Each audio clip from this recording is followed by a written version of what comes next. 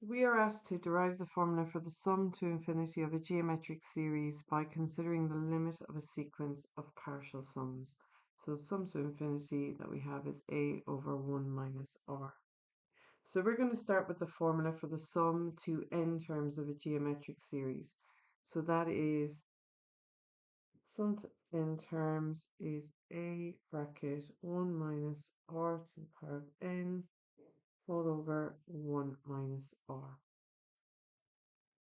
And we're going to find using limits. So the limit as n approaches infinity of s of n, which is the limit as n approaches infinity of a bracket 1 minus r to the power of n all over 1 minus r.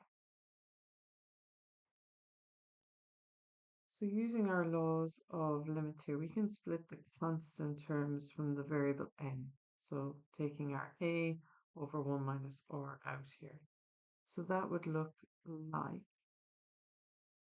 limit as n approaches infinity would be a over 1 minus r.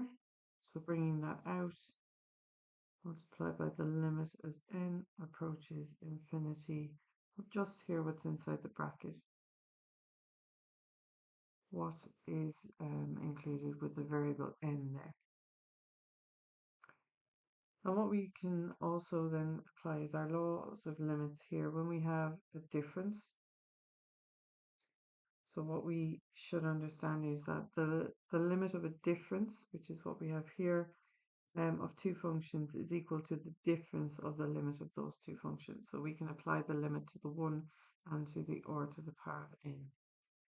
So that's what we're going to do now.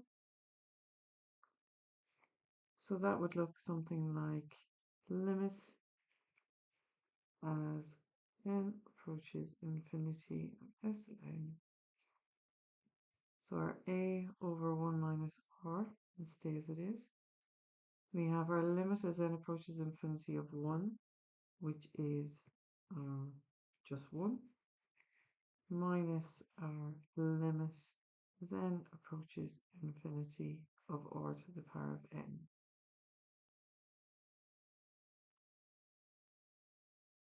Now when it comes to the limit as n approaches infinity of r to the power of n, this all depends entirely on the value of the common ratio r.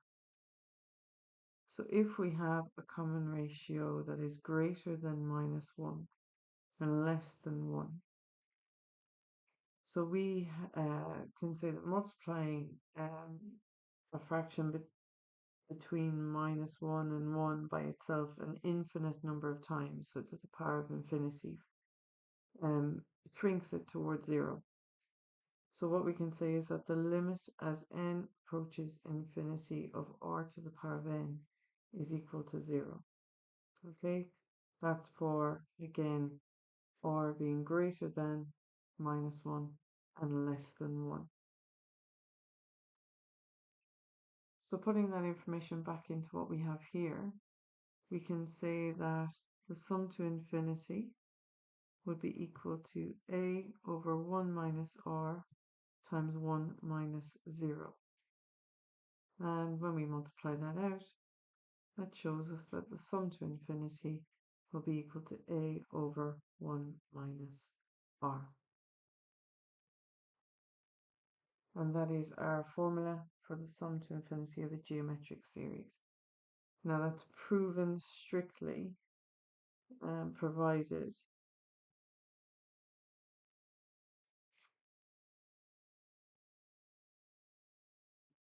that our value for r is greater than minus 1 and less than 1.